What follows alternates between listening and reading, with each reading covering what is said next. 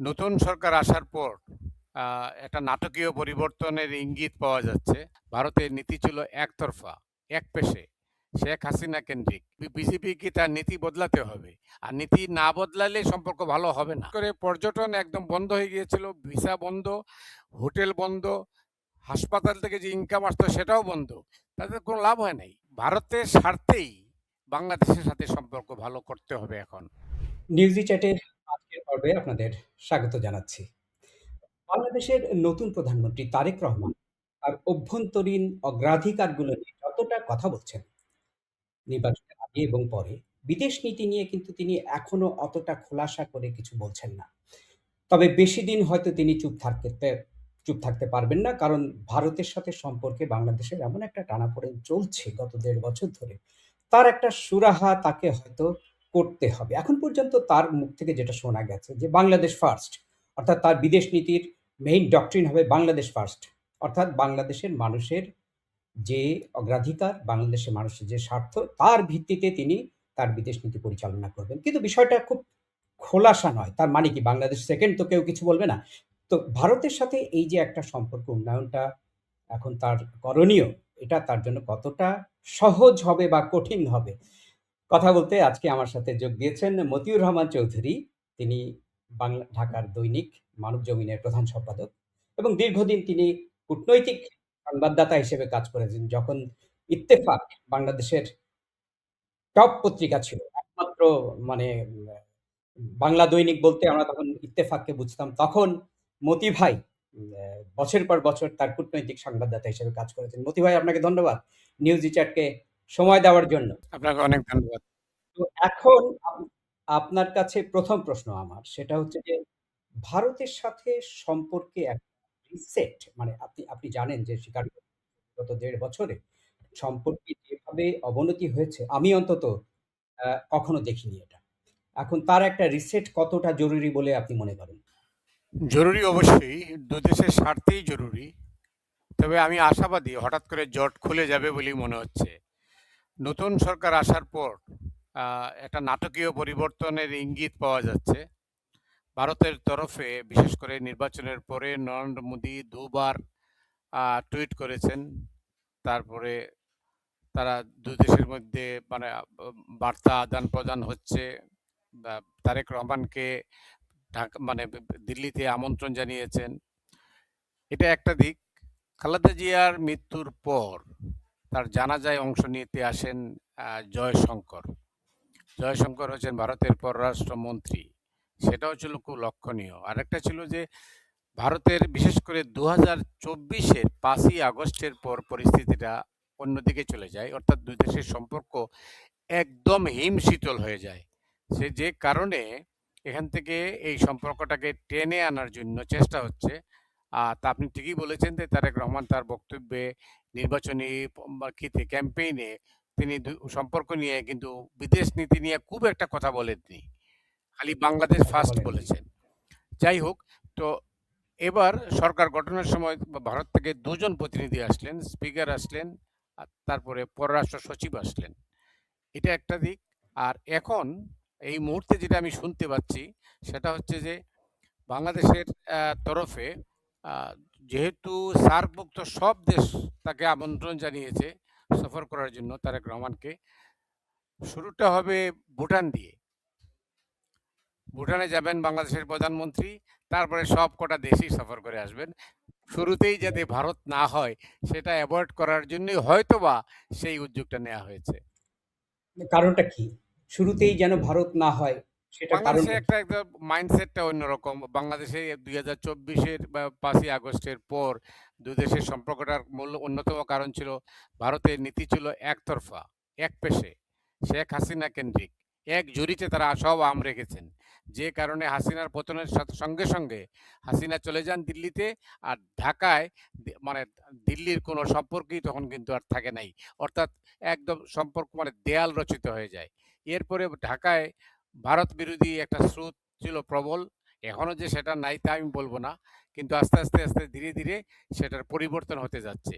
সেই পরিবর্তনের পথে এখন নির্ভর করে বাংলাদেশের পররাষ্ট্রনীতি কিভাবে ঢেলে সাজানো হবে। তার কারণটা হচ্ছে এখনো অনেক সমস্যা। তবে ইতিমধ্যেই ভারতের তরফে বলা হয়েছে যে ভিসা সহজকরণ হয়েছে। সহজ করা হবে, যেটা কঠিন ছিল। ভিসাও বন্ধ ছিল, ব্যবসা-বাণিজ্য বন্ধ ছিল। বিশেষ করে কলকাতায় যেন মানে হাসপাতালে যারা যাবেন সেটাও বন্ধ ছিল। অর্থাৎ ব্যবসা-বাণিজ্য তো বন্ধই ছিল। মানে ক্ষতিগ্রস্ত হয়েছে বাংলাদেশ এবং ভারত। বরং আমি বলব অনেক ক্ষেত্রে ভারত হুম, বেশি ক্ষতিগ্রস্ত হয়েছে এই ২ দেশের সম্পর্কে হুম। টানাপোড়েনের কারণে। তো এখন এই সম্পর্কের মনে হচ্ছে যে এই সম্পর্কটা হয়তোবা নাটকীয় কোনো পরিবর্তন হয়েছে। একটা আপনি ঠিকই বলেছেন। আমারও তাই মনে হয় যে ভারতের পক্ষ থেকে এক ধরনের গুড মানে পজিটিভ মেসেজিং আমরা বেশ কিছুদিন ধরে দেখছি। তো একটা বিষয় হচ্ছে যে বাংলাদেশে এখন আমি যেটা বুঝি আপনি হয়তো স্বীকার করবেন এবং সে কারণেই তাকে ১ম এ ভুটানে যেতে হচ্ছে। যে ভারত বিরোধী একটা মনোভাব এতটাই শক্ত হয়েছে এখন যে বিশেষ দেখেন মানে একটা ওয়ার্ল্ড কাপ চলছে, ক্রিকেট ওয়ার্ল্ড কাপ কিন্তু সেখানে বাংলাদেশ খেলছে না এবং বাংলাদেশের বড় একটা আবেগের জায়গা ক্রিকেট। মানুষ হয়তো কিছু বলছে না কিন্তু ক্ষোভটা খুব পরিষ্কার থাকবে আরকি যে এবং মানুষ হয়তো মনে করছে যে এটা ভারতের জন্য আমরা ক্রিকেট খেলতে পারছি না, ওয়ার্ল্ড কাপ খেলতে পারছি না এবং আওয়ামী লীগের সাথে গত ১৬ বছরে ভারত যেভাবে একতরফা সম্পর্ক দেখিয়েছে এবং আরো অন্যান্য অনেক বিষয় মানে পানির শেয়ারিং এবং আ সীমান্তে হত্যা এই বিষয়গুলো আস্তে আস্তে বিশেষ করে বাংলাদেশের তরুণ যুবকদের ভিতরে আমি দেখছি যে এক ধরনের মানে খুবই ক্ষোভ যে আমাদেরকে সম্মান করছে না ভারত। তো এই যে বিষয় এটা তো একটা বড় ডোমেস্টিক মানে প্রবলেম হয়ে গেছে। এটা শুধু কূটনৈতিক সমস্যা না। এটা একটা ডোমেস্টিক পলিটিক্যাল সমস্যা হয়ে দাঁড়িয়েছে ভারতের সাথে সম্পর্কটা। তো এখানে নড়াচড়ার জায়গাটা আসলে কতটা পাবেন? না, নড়াচড়া পাবেন। কারণ এইজন্য তিনি বলছেন যে জাতীয় স্বার্থের পরিপন্থী তিনি কিছু করবেন না। আগে ভারত একতরফা নীতি নিয়েছিল। বিশেষ করে ২০২৪ এর ৫ই আগস্টের পর। যে সেখান থেকে ভারতও কিন্তু সরে আসছে। তারা যখন সরে আসছে বাংলাদেশও কিছুটা অগ্রসর হতে হবে। ২ পক্ষের আপনি কি তার আ লক্ষণ আমি দেখবেন? আমি ধরেন দেখতে আমি পাচ্ছি। আমি যেটা মনে করি সেটা হচ্ছে যে গঙ্গা চুক্তির একটা ধরেন শেষ হচ্ছে এই ডিসেম্বরে বোধহয় তার নবায়ন করতে এটা হবে। আলোচনা শুরু হয়েছে। সো এই সেখা ইতিমধ্যেই আলোচনা শুরু হয়েছে। আলোচনা শুরু হয়েছে। বর্ডার কিলিং এটা একটা এটা মানুষকে ভরসা দিতে হবে বাংলাদেশের মানুষকে যে না এভাবে এটা চলবে না। হ্যাঁ? তো এই জিনিসগুলো আপনি কি মনে করেন এগুলো ভারতের জাতীয় স্বার্থ আছে না, এগুলোর সাথে? হ্যাঁ, না, গঙ্গা চুক্তি ভারতের স্বার্থেই বাংলাদেশের সাথে সম্পর্ক ভালো করতে হবে এখন। কারণ এটা বিগত নির্বাচনের মধ্যে দিয়ে আমরা লক্ষ্য করেছি। শেখ হাসিনা এখানে অন্তরায়। যে শেখ হাসিনাকে ফেরত দেওয়ার ব্যাপারটা নিয়ে বেশি আলোচনা হচ্ছে। কিন্তু এখন যেটা ঢাকার তরফে বলা হয়েছে, এটা বিশেষ করে বিএনপির মহাসচিব মির্জা ফখরুল ইসলাম আলমগীর বলেছেন যে কোনো অবস্থাতেই শেখ হাসিনার প্রত্যাবর্তনের বিষয়টি নিয়ে ২ দেশের সম্পর্কে মানে এইটা একটা অন্তরায় হবে না। তো তার মানেটা হয় তারাও কিছুটা ছাড় দিবেন, ভারতও ছাড় দিবে।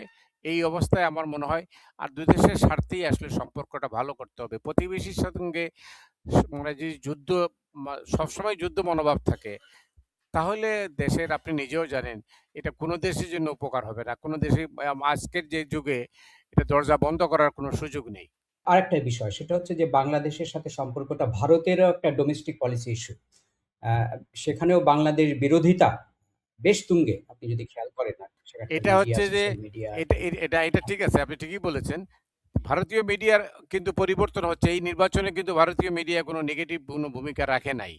এখানে যেটা বলছেন যে ভারতের রাজনীতি অর্থাৎ পশ্চিমবঙ্গের এই বছরেই পশ্চিমবঙ্গে নির্বাচন হতে যাচ্ছে।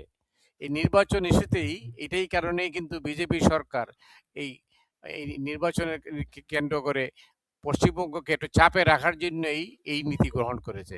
তো এইটারও পরিবর্তন হবে। হুম, আপনারা নিশ্চয়ই লক্ষ্য করবেন যে মমতা ব্যানার্জি কিন্তু সরাসরি তারেক রহমান কিন্তু অভিনন্দন জানিয়েছেন, আবার টেলিফোনও করেছিলেন।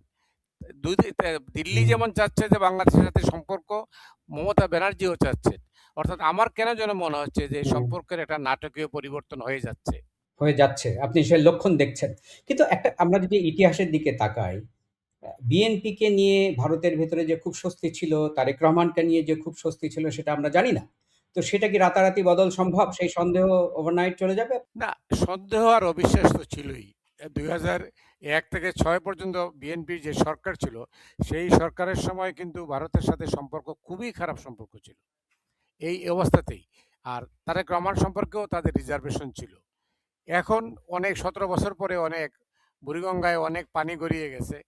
যে কারণে হঠাৎ করে মানে এটা পরিবর্তন হইতেই হবে। আমি যেটা বললাম, তারাও কিন্তু তারা দরজা বন্ধ করে দিয়ে তারা কিন্তু খুব সুখকর অবস্থায় ছিলেন না। অর্থাৎ ভারত খুব লাভবান হয় নাই। কারণ তার ব্যবসা-বাণিজ্য বিশেষ করে পর্যটন একদম বন্ধ হয়ে গিয়েছিল। ভিসা বন্ধ, হোটেল বন্ধ, হাসপাতাল থেকে যে ইনকাম আসতো সেটাও বন্ধ। তাদের কোনো লাভ হয় নাই। বাংলাদেশেরও একই অবস্থা হয়েছে। সেই কারণে আমি বলবো যে এটা নির্ভর করছে ২ পক্ষের মধ্যে ছাড় দিতে হবে। রিজিড অবস্থান থেকে এই সম্পর্কের হঠাৎ করে যে মানে না, বরফ গলে আমি যাবে যেটা জি, বুঝি জি। মতি ভাই, সেটা হচ্ছে যে বাংলাদেশের বিশাল সংখ্যক মানুষের একটা ক্ষোভ, সেটা হচ্ছে যে ভারত একটি গণতান্ত্রিক রাষ্ট্র হয়েও বাংলাদেশের গণতন্ত্রের ব্যাপারে যথেষ্ট সেনসিটিভ না। এবং এবং সম্মান, যেটা দুটো দেশের ভিতরে যে সম্মান, সে যথেষ্ট সম্মান তারা বাংলাদেশকে করছে না। এখন তার জন্য যে ধরনের ছাড় দিতে হবে ফান্ডামেন্টাল কিছু ইস্যুতে, আপনার কি মনে হয় সেটা বিজেপির মতো একটা সরকারের পক্ষে হঠাৎ করে দেওয়া সম্ভব সেটা? বললাম তো, এটা আ ভূ রাজনৈতিক কারণেও কিন্তু বাংলাদেশকে প্রয়োজন। তো সেই প্রয়োজন সামনে রেখে বিজেপিকে তার নীতি বদলাতে হবে। আর নীতি না বদলালে সম্পর্ক ভালো হবে না। হতে পারে না। আর বাংলাদেশে আপনি ঠিকই বলেছেন, বাংলাদেশে অভ্যন্তরীণ একটা ভারত বিরোধী একটা স্রোত খুবই প্রবল। এখানে তারেক রহমানকে বা বিএনপি সরকারকে খুব সতর্কতার সঙ্গে পা ফেলতে হবে।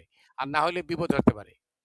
কারণ মানুষ আরেকটা বিষয় মানুষ আপনাকে, জি। সেটা হচ্ছে তারেক রহমান যাকে পররাষ্ট্রমন্ত্রী করেছেন, খলিলুর রহমান, তিনি একজন প্রফেশনাল কূটনীতিক, হ্যাঁ? আমি জানি না তো কতটা রাজনীতি তিনি বোঝেন। কিন্তু ভারতের সাথে সম্পর্ক, এখন আপনি জানেন যে জিওপলিটিক্স এখন আসলেই পলিটিক্স। মানে যতটা না ডিপ্লোম্যাসি, তার চাইতে বেশি পলিটিক্স, এবং ভারতের সাথে সম্পর্কের ক্ষেত্রে সেটা অত্যন্ত সত্যি। তো আপনার কি মনে হয় না যে একজন ভালো দক্ষ রাজনীতিক ওই পদে থাকা উচিত ছিল? না যিনি দুটো পলিটিক্সটা ভালো না, বোঝেন? ডক্টর খলিলুর রহমানকে আমি যতদূর চিনি, জানি, তার পক্ষে সম্ভব এটা। এর মধ্যেই ২৪ ধরেন ৭২ ঘন্টার মধ্যে কিন্তু আপনার না, একটা মানে তিনি তো ডিপ্লোম্যাসি প্রিজম দিয়ে দেখবেন না, সম্পর্কটাকে, তাই না? তার ডিপ্লোমেসি দরকার আছে তো। শিক ডিপ্লোমেসি ছাড়া তো হবে না। ট্রেনিংটাই হ্যাঁ, সেটা। ডিপ্লোমেসি দরকার আছে এবং তিনি ইতিমধ্যেই প্রমাণ করেছেন। বিশেষ করে ডোনাল্ড ট্রাম্পের পক্ষ থেকে যে অভিনন্দনটা আজকেই এসেছে। এটা কিন্তু এতদিন আসে নাই। সাধারণত নির্বাচনের পরের দিনই রেজাল্টের পরেই আসে। সেটা আসে নাই। এবার কিন্তু আজকে আসছে। এটা একটা।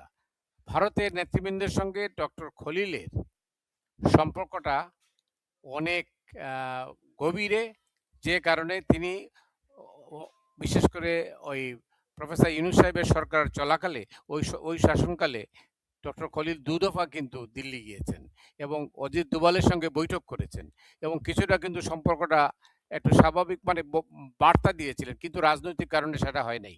আর ভারতের হুম। না, আমি বুঝতে পারছি সেগুলো সবই ডিপ্লোম্যাটিক ম্যানুভারিং। কিন্তু ডোমেস্টিক পলিটিক্সটা এখানে অত্যন্ত গুরুত্বপূর্ণ। মানে এই ভারতের সাথে সম্পর্কের ক্ষেত্রে যতটা না আমেরিকার সাথে সম্পর্কের ক্ষেত্রে। না, তো সেটা কি যদি আপনার মনে হয় তিনি ভারতে আমি আবারও বলছি যে ভারতের তরফে যদি যে সমস্ত বকেয়া ইস্যুগুলো আছে, সেইগুলো ইস্যুগুলো যদি সমাধান হয়, কিছুটা যদি তারা ছাড় দেয়, তাহলে বাংলাদেশের মানুষের মনোভাব পরিবর্তন হবে। ওটা তো চিরস্থায়ী তো মনোভাব থাকতে পারে না। কারণ আপনাকে যেমন একটা বাংলায় একটা কথা আছে এবং প্রবাদ আছে, এটা সবাই জানেন যে, "বউ বদল করা যায় কিন্তু প্রতিবেশী বদল করা যায় না।"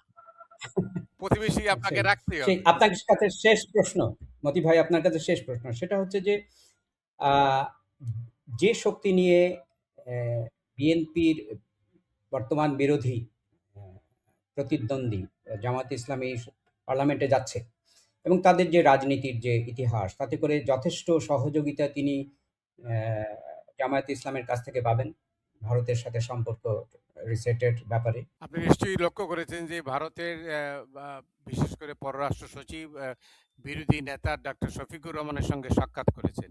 এর আগে নির্বাচনের আগেও কিন্তু সাক্ষাতের খবর ছিল। বার্তা সংস্থা রয়টার্স কিন্তু এই খবরটা লিক করেছিল। ঢাকায় কেউ জানতো না। কারণ এটাও এখানেও আছে। সম্পর্ক তো স্বাভাবিক করার ক্ষেত্রে। এখন আপনি কি যুদ্ধ করবেন ভারতের সঙ্গে? এটা তো সম্ভব না। আপনি লক্ষ্য করবেন প্রফেসর ইউনূসের সঙ্গে তাদের সম্পর্কটা খারাপ ছিল। যতটা না বাংলাদেশের সাথে। কারণ তারা সবসময় চেয়েছে যে প্রফেসর ইউনূস থাকা অবস্থায় সম্পর্ক ভালো হবে না। এখন এই জন্যই প্রতিদিনকার একটা নতুন করে খবর আসছে, যেগুলা ইতিবাচক বলেই আমার মনে হয়। আপনাকে অসংখ্য ধন্যবাদ মতিউর রহমান চৌধুরী সময় দেওয়ার জন্য।